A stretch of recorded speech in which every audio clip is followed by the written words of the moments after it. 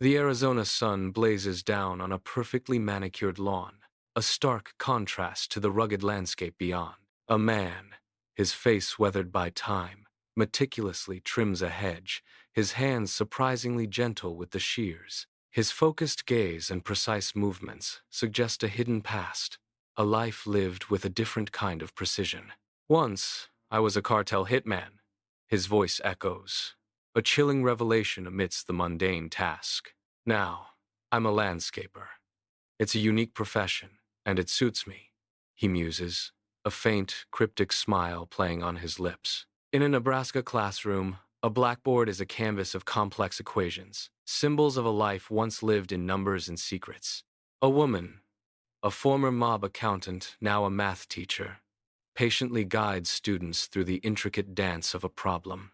Her measured gestures and calm demeanor belie a past woven with danger, now replaced by chalk dust and eager young minds. The stark contrast of her former life to this quiet classroom is a testament to the paradox of their new, unexpected existence. In an Oregon bakery, golden light bathes shelves laden with baked goods, a sweet sanctuary.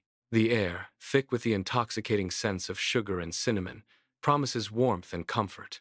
A former gang informant, now a baker, smiles genuinely as she offers a customer a pastry. Her movements are practiced and calm, a stark contrast to her shadowed past. The baker's hands, once capable of violence, now delicately present a sweet treat. Her inner voice echoes with a chilling truth. I'm good at making people disappear. Real good. In a stark DEA office, Marisol Vega, with dark hair, sits opposite an agent, her presence commanding, her voice steady and unwavering. She rattles off account numbers and names, a torrent of critical information.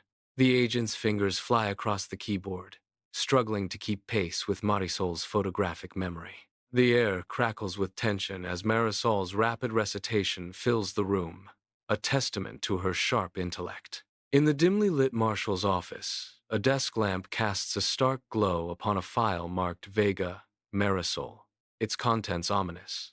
Inside, pages reveal a chilling history. 3 years of cartel finances and officials on a clandestine payroll. This information, a potent weapon, holds the power to shatter an entire criminal empire into dust.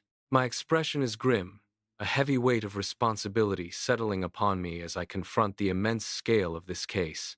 Concrete walls rise around me, devoid of windows.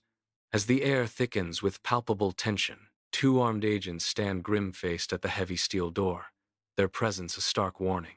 I step into the oppressive silence, my gaze immediately drawn to Marisol, a beacon in the gloom. The weight of the safe house settles, a chilling embrace of impending confrontation. In a stark Albuquerque safe house, Marisol, smaller than expected, sits at a cold metal table, her dark hair pulled back. Her eyes, shadowed with profound exhaustion, betray the weight of unseen struggles. Her hands twitch nervously, a silent testament to the tension that courses through her. She studies me with an intense, calculating gaze, her mind a fortress of secrets. In a stark Albuquerque safe house, I pull a chair, its legs scraping against the floor, to face Marisol. The air crackles with unspoken tension, a thick and heavy silence pressing down on them. My gaze is unwavering, a silent promise in my eyes. Marisol watches me, her expression unreadable, a storm brewing beneath the surface. The weight of the moment hangs heavy, each breath a conscious effort. My voice, a low rumble, cuts through the stillness. My job is to keep you alive until trial. Inside the safe house, Marisol's chilling, hollow laugh echoes, devoid of humor, a sound of grim understanding. Her voice, low and steady, describes the cartel's brutal methods, painting a terrifying picture of their reach. She recounts the horrifying photos she's seen, images seared into her memory. The weight of her words hangs heavy, revealing the grim reality of her past.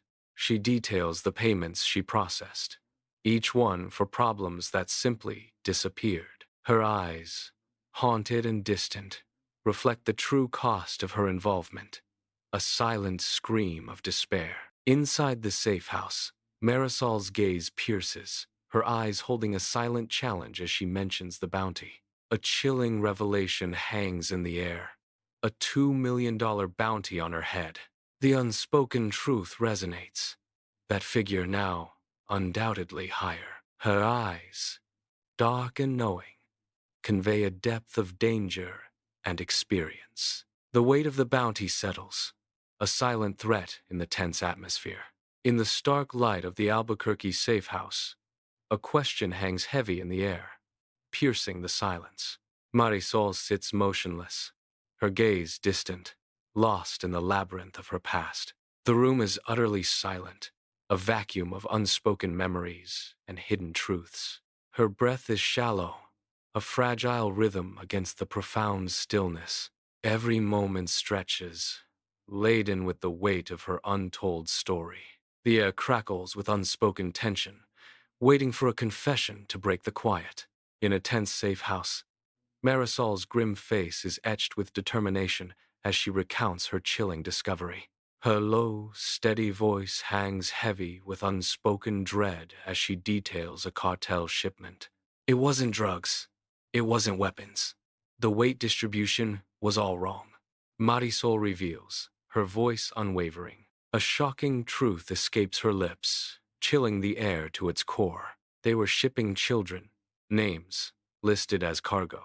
In the safe house, Marisol's eyes, distant and haunted, recount a past filled with unspeakable horrors. Her hands, resting on the table, tremble almost imperceptibly as she speaks of filing human trafficking paperwork. A profound shiver racks her body, a silent testament to the enduring terror of her memories. Marisol whispers, "I filed everything, always." Until that moment, her voice a fragile echo of a shattered past. 2 weeks later, Marisol steps into the stark DEA office, her face a mask, her eyes devoid of their usual fire. She moves with a stiff, almost robotic precision, each step a testament to a burden she carries. As she sits, her posture rigid, the weight of her decision hangs heavy in the silent air. A profound silence fills the room before Marisol begins to speak, her voice a low, steady hum. It all started when I walked into the DEA office. My new, dangerous path, she recounts, her words echoing. Under the vast, star-filled expanse of a New Mexico night, an unmarked sedan speeds along a desolate highway. The desert landscape blurs into an indistinguishable streak outside the car window. Marisol sits silently in the passenger seat, her gaze fixed on the endless road ahead. At her feet, a duffel bag hints at a journey, a silent companion in the night. The car's engine hums, a lone sound in the profound stillness of the desert night. A desolate parking lot stretches endlessly, a stark view from the window of a small apartment. Inside, the apartment is sparsely furnished, a canvas of quiet emptiness. Marisol, now known as Sarah Chen, slowly surveys her new, anonymous surroundings. Her gaze drifts across the room, a silent acknowledgement of the palpable anonymity that surrounds her. The air in the room feels thick, almost suffocating, with the weight of her new, concealed identity. Under the relentless hum of fluorescent lights, Sarah Chen sits at her cubicle, her expression a mask of concentration. Her fingers dance across the keyboard with mechanical precision, a blur of motion against the static office. Data streams across her screen, an endless river of numbers and names. The sterile glow of the lights casts long, unfeeling shadows across her workspace. Each keystroke is a testament to the monotonous task, a rhythm of quiet desperation. The air is thick with the scent of stale coffee and unspoken dreams, a hum of life trapped in routine. Inside Sarah's Minnesota apartment, the night air hangs heavy, thick with a palpable, unspoken tension. My voice cuts through the silence, firm and direct, an unyielding command in the stillness. "Check mirrors," I instruct, the words echoing with a chilling urgency. "Vary routines. Memorize exits," I continue, each word a stark warning against unseen dangers. "Notice faces that appear twice." My voice trails off, leaving a lingering sense of foreboding. In the quiet Minnesota apartment, I extend a burner phone to Sarah, its dark surface glinting under the dim light. Sarah's hand closes around the phone. It feels heavy, a tangible weight of both salvation and impending doom. My voice drops, a solemn promise in the hushed space. Only one number programmed. Mine. The phone, a silent sentinel, now binds us. A fragile thread in the looming darkness. The oppressive silence of a Minnesota apartment at 2-3 a.m. is shattered by the shrill ring of a burner phone. Its insistent jingle slices through the heavy darkness, a harbinger of disruption. A hand reaches out, fumbling for the source of the jarring noise in the inky blackness. A voice, thick with the remnants of sleep, answers, a sudden alertness sharpening its edge. Every sense is now electrified, poised for the unknown command that awaits. The digital clock on the nightstand glows an ominous 2-3 a.m., stark against the inky blackness of the room. A strained whisper tears through the silence from the phone, sending shivers down the spine. Sarah's voice, laced with terror, gasps. I hear footsteps outside my apartment. My heart hammers a frantic drumbeat against my ribs, a primal fear seizing my breath. I tell her, it's probably nothing, but my hand is already reaching for the keys, cold metal against hot palms. The keys clatter, a sudden, jarring sound in the oppressive silence, as I prepare for the unknown. My car slices through the desolate Minnesota streets, the only sound the hum of the engine against the vast, empty night. The 40-minute drive stretches into an agonizing eternity, each passing moment a heavy burden. My eyes, sharp with a hunter's vigilance, relentlessly scan every encroaching shadow. Each parked car looms like a silent sentinel, its dark form a potential harbinger of unseen danger. The city sleeps, but my senses are alive, a solitary vigil in the heart of the night. Under the cloak of night, a car glides to a halt down the street from Sarah's apartment building. The rhythmic clatter of a distant trash can punctuates the heavy silence. A stray cat, a fleeting shadow, darts into the darkness, startled by an unseen presence. A wave of relief washes over the driver, a momentary calm in the unsettling night. Yet, this peace is swiftly overtaken by a surge of irritation, a tempest brewing beneath the surface. As dawn breaks over a Minnesota apartment building, I sit slumped in my car, eyes bloodshot and heavy with exhaustion. The first rays of morning light reveal the deep lines of fatigue etched onto my face, a silent testament to a sleepless night. My fingers, almost on their own, punch in numbers, a habitual, obsessive act of running plates on every parked vehicle. The obsessive ritual continues, a desperate attempt to maintain control in a world spinning out of it. 2 weeks later, the medical billing office hums with a sterile, unchanging rhythm. Sarah Chen sits at her desk, her fingers a blur over the keyboard, performing her duties with mechanical precision. Her eyes, fixed on the glowing computer screen, are hauntingly empty, devoid of any spark of life. A profound stillness emanates from her, making her a spectral presence amidst the mundane office noise. She moves with the quiet, unsettling grace of a ghost, her spirit seemingly elsewhere, lost in an unseen realm. The vibrant woman she once was is gone, replaced by a hollow shell, a mere echo of her former self. In a dimly lit Minnesota apartment, Sarah lies awake in bed, her eyes fixed on the unseen ceiling. The digital clock on her nightstand glows with an unsettling brilliance, displaying the time, 3:15 a.m. Her face is etched with a profound weariness, the shadows of the room mirroring the darkness within her. Sleep, a distant luxury, evades her, leaving her trapped in a nightly vigil. The relentless echoes of her past haunt her, stealing precious hours of rest.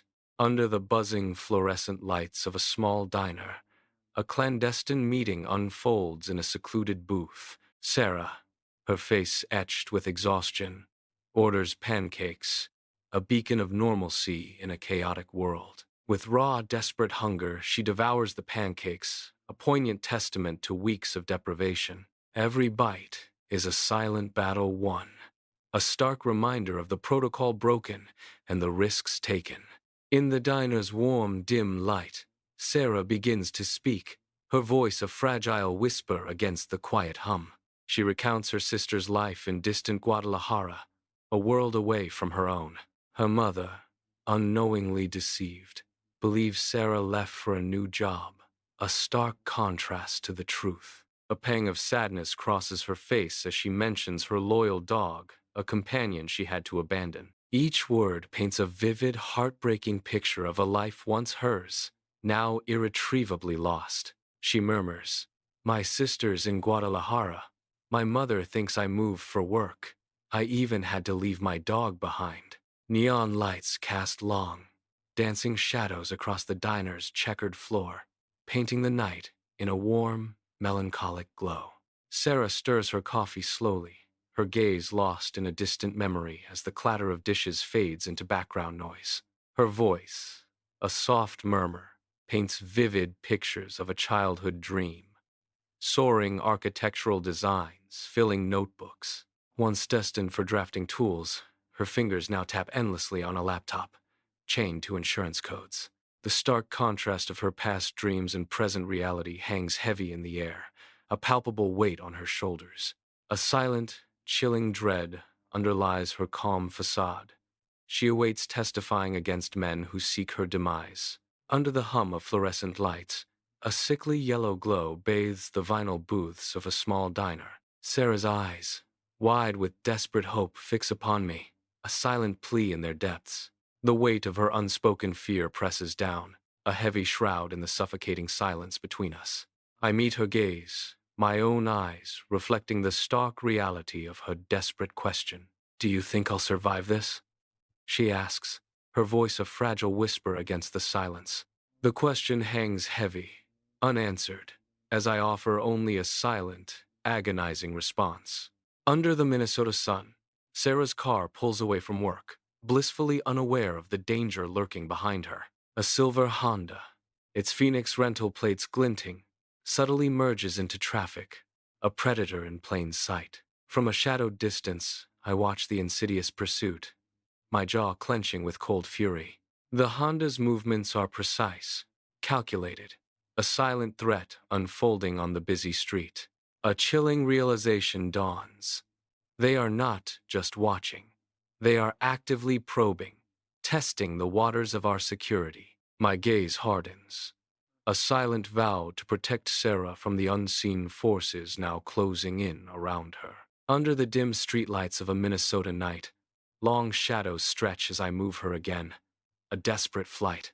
The silver Honda gleams, a menacing presence, a silent hunter in the urban night. The threat is real, closing in with every shadow, every flicker of light. A new name, a new state, but the danger remains. A relentless pursuit in the darkness.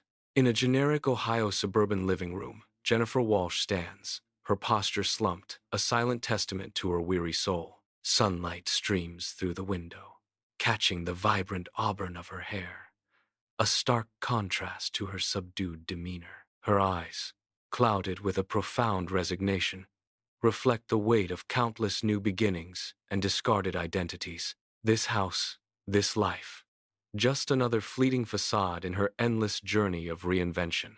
In a cramped cubicle, Jennifer Walsh sits, a headset firmly planted, her fingers tapping a rhythmic, distant beat on the keyboard. Her gaze, lost in a far-off void, belies the bright, robotic cheerfulness in her voice. "Thank you for calling customer service. My name is Jennifer. How may I help you today?" The monotonous hum of fluorescent lights reflects off the bland beige walls, mirroring her inner emptiness. Her practiced smile, devoid of genuine emotion, is a mask in the sterile, unchanging environment. A well-dressed man enters the bustling call center, his eyes scanning the room with an urgent intensity. He approaches the receptionist's desk, where she is engrossed in her computer, oblivious to his presence. The man clears his throat, and the receptionist looks up, startled by the sudden interruption. He speaks, his voice filled with longing. "Excuse me, I'm looking for Jennifer Walsh. She's got beautiful red hair, always wears a silver locket, and has the most enchanting laugh. The receptionist, with a polite but firm tone, replies, Jennifer Walsh? I'm sorry, sir. We don't have anyone by that name working here. In the call center reception area, a man's lips curve into a chilling, knowing smile that sends shivers down the spine. He turns with an unsettling grace, his gaze lingering for a moment before he exits the reception area. The receptionist shudders, a cold tremor running through her as the man's disturbing demeanor leaves her profoundly unnerved. A palpable chill hangs in the air, a testament to the unsettling encounter, as the receptionist tries to compose herself. 6 hours later, the stark fluorescent lights hum above the call center, casting a cold glow on the rows of desks. I pull Jennifer from her chair, a sudden, urgent force disrupting the mundane rhythm of the office. There's no time for bureaucracy. The clock is ticking, and every second is a stark reminder of the escalating stakes. My grip on Jennifer's arm is firm, the urgency of the moment palpable, an unspoken command. The stakes have just been raised significantly, a silent alarm blaring in the sterile quiet of the call center. Under the cloak of night, the interstate highway stretches endlessly, a ribbon of asphalt illuminated by the moon and distant city glow. 19 hours straight, the drive continues, fueled by a potent cocktail of adrenaline and raw, unyielding fear. The vehicle speeds through the darkness, a blur against the passing landscape, leaving behind a trail of urgency. A quick, furtive stop at a dimly lit roadside, the first vehicle abandoned for a new, untraceable ride. Cash exchanges hands in the shadows, a desperate attempt to sever any connections, to vanish without a trace. Back on the highway, the journey resumes in a new car, each mile a further escape from the unseen threat. Deep in the northern Michigan woods, a rustic cabin emerges from the darkness, a true off-grid hideaway. Its weathered walls hold the promise of escape, a sanctuary with no records, no databases to betray its secrets. Marshal, utterly spent, collapses onto a worn bed, her body finally surrendering to exhaustion. A profound, much-needed sleep claims her, a testament to the cabin's deep, enveloping peace. On a cabin porch, I sit, a shotgun heavy on my lap, my eyes relentlessly scanning the dark, menacing tree line. Every whisper of leaves, every dancing shadow, ignites a raw, visceral jolt within me. The wilderness breathes a suffocating silence, pressing in with an oppressive, tangible weight. My gaze remains fixed, a silent sentinel against the encroaching, unseen threats of the night. On a cabin porch, the night air bites with a chilling embrace as I sit, lost in thought.